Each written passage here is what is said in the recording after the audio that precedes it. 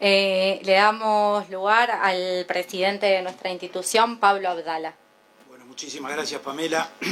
Muchas gracias por la invitación al SUINAU. Para mí es un gusto estar acá. En cuanto me convocaron, resolví de inmediato aceptar la invitación. En primer lugar, porque es mi obligación. Yo tengo el honor de ser el presidente de la institución en la que trabajamos todos nosotros, todos los que estamos acá, a excepción de los señores legisladores que trabajan acá, en el Poder Legislativo, y que les agradecemos mucho que estén prestigiando esta reunión, a la diputada Lustenberg, la senadora Bianchi, la senadora Sanguinetti, el señor senador Manini y el diputado Viviano, que ya está volviendo a sala. En segundo lugar, porque yo tengo un gran respeto por SUINAU, creo que es una organización sindical seria, responsable, que además actúa con independencia frente a los temas de carácter social y de carácter político, y por eso hemos construido un diálogo y una relación muy madura y muy respetuosa, más allá de coincidencias o diferencias, que es natural que las haya, y que es, yo diría, hasta necesario que las haya. Y en tercer lugar, porque creo que el tema que se ha escogido y que es motivo de la convocatoria de hoy es de enorme importancia y, como decía muy bien Natalia, tiene que ver con lo que yo llamaría el horizonte ordenador del plan estratégico que el actual directorio que tengo el honor de encabezar está persiguiendo y que se resume en esa expresión del derecho a vivir en familia, que está consagrado como un derecho fundamental por el Código de la Niñez y definido como el mejor sistema de protección para niños y adolescentes en cualquier circunstancia, y que además está consagrado, por supuesto, por la Convención de los Derechos del Niño, y que tiene que ver con todo, tiene que ver con las adopciones, tiene que ver con el sistema de acogimiento familiar, tiene que ver con el sistema de protección, tiene que ver con el sistema de 24 horas, y por lo tanto está muy bien que todos los temas estén sobre la mesa. Para empezar por alguna parte, con relación al régimen de las adopciones, por supuesto que nos va a interesar mucho después conocer la opinión y los comentarios y las observaciones de los compañeros del área de adopciones. Lamentablemente nos vamos a tener que ir, pero seguramente después podremos recoger esos testimonios, porque como decía muy bien Natalia, nos espera un IGEDOC, una carpeta muy densa, muy cargada en la mañana y en la tarde de hoy. Pero creo que hemos venido haciendo cambios muy importantes y registrando avances muy significativos, desde la gestión y desde la legislación. Desde la gestión en cuanto a la reestructura del área de adopciones, que la jerarquizamos, como ustedes saben bien, la reubicamos institucionalmente, dándole el carácter de un área que depende directamente del directorio, incorporamos recursos humanos, descentralizamos y regionalizamos la gestión, instalamos duplas de asistentes sociales y de psicólogos en 4 puntos distintos del territorio nacional, incorporamos psicólogos en el departamento de Montevideo, venimos acortando los procesos de valoración significativamente, y bueno, y de todo esto hay registros, como ustedes saben bien, y yo creo que eso es un avance muy importante. La adopción es el instituto más noble, es un instituto de excepción, como sabemos, pero como alternativa al derecho a vivir en familia, como alternativa al vínculo original o al vínculo con la familia biológica, no hay duda que es el más completo de todos, porque salvo el factor biológico, en todo lo demás iguala o equipara la situación de ese niño en términos de sus derechos a los alimentos, el derecho al patrimonio, los derechos económicos, el derecho al nombre, en fin, sin duda es el mejor camino que puede y que debe perseguirse, porque así además está establecido en la legislación. Enfrentamos, sin embargo, dificultades, porque es un proceso complejo, que no depende solo del INAU, depende en buena medida del Poder Judicial. Hay un tema de diseño institucional o de sistema que va más allá de las competencias de nuestra institución. Y esto no es por cargarle las tintas a los jueces, pero todos sabemos que es muy difícil el tránsito o la decisión o traspasar el límite de declarar la adoptabilidad de un niño cuando todavía se debate la alternativa o la posibilidad, como manda la ley también, de que quede a cargo de su familia biológica o de que en todo caso se avance y se trabaje en el fortalecimiento de ese vínculo y en la revinculación de ese niño con su padre y con su madre original.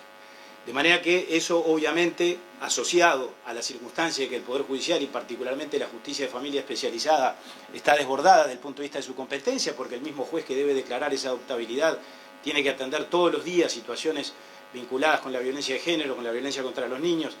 con las adopciones, con las adicciones. Obviamente esto genera cuellos de botella y dificultades que realmente las tenemos que reconocer como tales si queremos hacer un análisis serio de la situación. Pero ha habido cambios en la legislación. La LUC introdujo 4 modificaciones que yo considero que son muy positivas todas ellas. Algunas votadas por unanimidad, por todos los partidos, entre otras el acortamiento de los plazos, el plazo de 18 meses como plazo ordenador a los efectos de que INAU realice la valoración de las familias de las familias adoptantes, la unificación de los procesos judiciales, el de adopción plena con el de la separación definitiva de la familia biológica. También esto fue votado por todos los partidos. Y las dos disposiciones que fueron impugnadas en el referéndum, y esto no es por ingresar al debate político que no me corresponde, pero sí, como lo dije en la Comisión de Presupuesto hace pocos días en el Senado, lo reitero hoy, yo creo que son disposiciones muy positivas y que sería realmente un retroceso que esas disposiciones finalmente resultasen derogadas. Lo digo con absoluta honestidad intelectual, porque creo que son disposiciones garantistas, creo que son disposiciones que van en el sentido de ponerle límites al juez, de decirle al juez en qué condiciones y en qué marco puede decretar una adopción por fuera de la valoración del INAU, cosa que hoy los jueces ya hacen, porque tienen plena potestad sobre los temas de la tenencia, sobre los temas de la filiación, y por lo tanto ni siquiera requieren una ley reglamentaria que les digan cuándo pueden y cuándo no pueden actuar. Lo que quiso hacer la LUC, por lo tanto, a mi juicio, es ordenar esta realidad y establecerle límites al mismo juez de familia para que solo pueda actuar en esa dirección, como repito, ya lo hacía en el pasado, en la medida en que se den situaciones de tenencia lícita, lazos de tal envergadura entre el niño y los adultos que piden la adopción, que determinen que eso es lo mejor para ese niño en esa circunstancia. Y esto es lo que, a mi juicio, se quiere derogar en el referéndum a partir de una actitud legítima, porque vivimos en democracia, pero creo, lo digo con absoluta franqueza, como yo decía recién, representaría, a mi juicio, un retroceso en lo que me parece que entre todos tenemos que construir, que son caminos de flexibilización, de dinamización del régimen de las adopciones, salvaguardando naturalmente las garantías como corresponde. Mientras se debate la situación de un niño cuyo vínculo familiar se ha debilitado o se ha roto definitivamente en cuanto a si hay posibilidades de que vuelva con su familia de origen o si tiene que salir en un proceso de adopción, bueno, allí aparece como una solución que yo creo que ha sido un gran acierto de todos los gobiernos, porque el sistema se ha venido perfeccionando a través de los años, que es el régimen o el sistema de acogimiento familiar. Sistema de acogimiento familiar que también en esta administración, y a partir, repito, de una línea continua de actuación que viene de las administraciones anteriores, nos hemos propuesto mejorar y fortalecer. Hemos mejorado y fortalecido el sistema por varias vías, mejorando las asistencias que reciben las familias amigas, las familias de acogida, a partir de los recursos que votó el Parlamento el año pasado y que nos han permitido mejorar, por lo tanto, el valor de esas asistencias. A partir, como decía muy bien Natalia, de la creación de una prestación, de una asistencia que antes no existía, que es la que vamos a poder utilizar en ese trabajo de fortalecer los cuidados de las familias de origen, con una prestación económica que acaba de aprobar también el Parlamento Nacional con la rendición de cuentas que se terminó de aprobar en las últimas horas y que desde la promulgación del Poder Ejecutivo, porque no será a partir del 1 de enero, así lo dice la ley, desde que se promulgue la ley de rendición de cuentas hoy o mañana, ya estará plenamente vigente y estaremos en condiciones, por lo tanto, de aplicarla. Y a partir de una campaña, porque en definitiva esto tiene que ver con las políticas públicas de sensibilización, de información y de difusión, que ha sido muy exitosa. José lo estuvo presente y muchos de ustedes también. El día 17 de agosto hicimos el lanzamiento público en la Torre Ejecutiva, en presencia del Presidente de la República, de una campaña precisamente para persuadir y para incorporar más familias amigas al sistema, partiendo de la base que todos reconocemos o del supuesto de que entre los uruguayos y las uruguayas hay muchos más uruguayos y uruguayas con capacidad de dar amor, de dar afecto, de dar solidaridad y de prestar su tiempo y su capacidad de servir y de cuidar, que los que hoy ya tenemos incorporados al sistema, y creo que el resultado de esa campaña ha evidenciado esa sospecha o ese concepto o esa idea que todos teníamos antes, porque efectivamente esa campaña resultó absolutamente exitosa y en 60 días de vigencia de la campaña de Familia Amiga incorporamos más de 270 familias de acogida, que representa un número mucho mayor que todo lo que creció el sistema de acogimiento familiar a lo largo del año 2020. Esas son acciones concretas, resultados concretos que creo que hablan claramente de que el camino a los efectos de garantizar el derecho a vivir y a crecer en familia para todos los niños es un camino que tenemos que posibilitarle a todos los niños que precisamente ingresan al sistema de protección o a todos aquellos que están en riesgo de ingresar a él porque por alguna circunstancia de la vida, como decíamos antes, se encuentran en esa situación de debilitamiento de los vínculos o de ruptura de los vínculos o sometidos a alguna de las vulneraciones de derechos que Natalia describía y que surgen de ese muy buen estudio que la UNICEF con equipos consultores realizó en el año 2019 para INAU y cuyas conclusiones están absolutamente vigentes. ¿Alcanza con esto? Por supuesto que no. Las líneas estratégicas todas se complementan unas con otras. Desde luego que la línea estratégica número 1, que es esta, se complementa con la número 2, que es el fortalecimiento del sistema de tiempo parcial, de atención en tiempo parcial. Desde luego que para prevenir las violencias, desde luego que para fortalecer a las familias, tenemos que extender a INAU en el territorio y tenemos que multiplicar los dispositivos de INAU en toda la franja, primera infancia, infancia y adolescencia, a lo largo y ancho del país, todo lo que podamos. Y eso lo estamos haciendo. Lo estamos haciendo con la apertura de los 31 CAIF que fueron construidos o cuya construcción empezó en la administración anterior y que esta administración está terminando de construir, de abrir y de poner en funcionamiento a lo largo del año 2020 y 2021. Lo vamos a seguir haciendo con los 27 CAIF que se empiezan a construir a principios del año que viene a partir del régimen de las PPP, en lo que se conoce como la PPP3, ustedes saben bien que es la próxima tanda de construcción de centros de primera infancia a través de esa modalidad, y lo vamos a hacer con la partida y con los recursos, muy importantes recursos que los señores legisladores creo que por unanimidad aprobaron en los últimos días y que implican o implicará el refuerzo de la inversión en primera infancia, no solo a través del INAU, también a través del MIDES y de otros organismos que tienen competencia con relación a las políticas de infancia, pero también a través de INAU y del Plan CAIF, en lo que sin ninguna duda nos va a posibilitar en los próximos 3 ejercicios una ampliación todavía mucho mayor que aspiramos, lo dijimos en la Comisión del Senado y lo reiteramos hoy, a que podamos sobre esa base y solo sobre esa base incorporar 17.000 cupos de atención, ampliar la cobertura de la atención a primera infancia en 17.000 niños que hoy no asisten a ningún centro educativo, ni a un centro CAIF, ni a un jardín de infantes y a los cuales tenemos que ir a buscar porque sin ninguna duda esa es la mejor política social y la mejor inversión que a ese respecto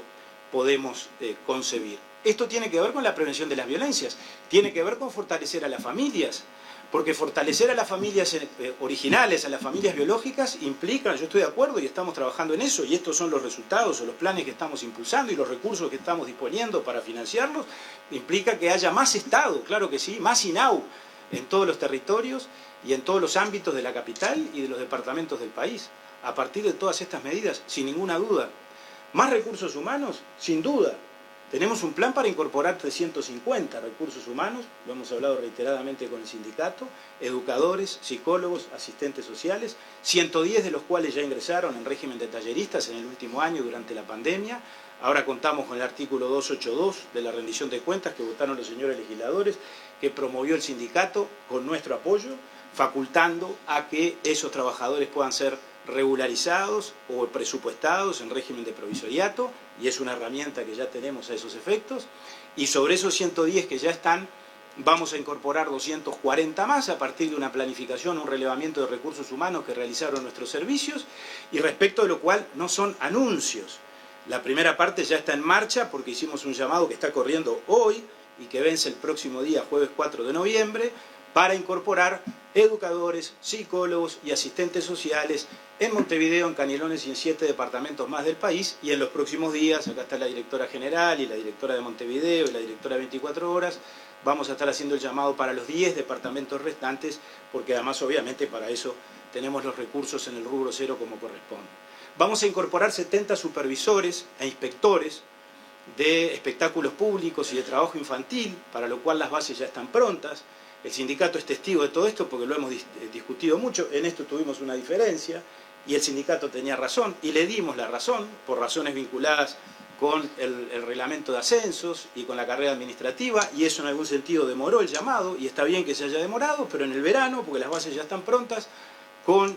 también algún ajuste que introdujo la rendición de cuentas, estaremos saliendo públicamente a hacer esos llamados para incorporar supervisores de primera infancia, porque además de que vienen más CAIF, ahora tenemos la competencia de atender, supervisar y habilitar a los jardines de infantes privados, porque es una competencia que nos acordó la LUC, que además introdujo a INAU, y sería lamentable realmente que en eso también hubiera una derogación y retrocediéramos en cuanto al avance que para el INAU hubo en el gobierno de la educación, porque el INAU, desde que se aprobó la ley de urgente consideración, integra las comisiones departamentales de educación perdónenme el paréntesis, integra la Comisión Coordinadora de la Educación, integra la Comisión Consultiva del Instituto de Evaluación Educativa, cosa que es un cambio cualitativo, porque es concebir al INAU no solo como el organismo que está para darle amparo y protección al niño que está sufriendo violencia o vulneración de los derechos, está para eso, pero como además está para promover a esos niños y a todos los niños en su condición de sujetos de derecho, y la educación para eso es un aspecto fundamental, yo creo que está muy bien que a INAU se lo considere como parte de la conducción y del gobierno de la educación, y para eso estuvo muy bien, y por lo tanto ojalá estos artículos mantengan vigencia, que se haya incorporado a la institución como un actor más en la constelación de organismos que integran las distintas comisiones que administran y gobiernan la educación pública en el Uruguay. Estoy terminando. Bueno, pero algunas brevísimas reflexiones a título de dar informaciones con relación al sistema de protección. Decía Joselo, el sistema está muy tensionado. Y yo creo que está muy tensionado porque estuvo siempre tensionado. Pero francamente, creo que hoy, más allá del proceso económico, del proceso social, de la pandemia, no está más tensionado que antes. Yo creo que no tenemos una crisis en el sistema de protección. Ayer me encargué de pedir algunos números y los quiero compartir con ustedes, y son números oficiales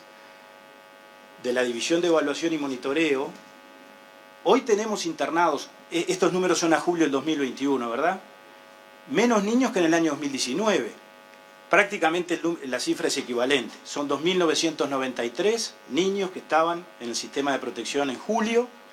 contra 3.046. Es prácticamente equivalente la cifra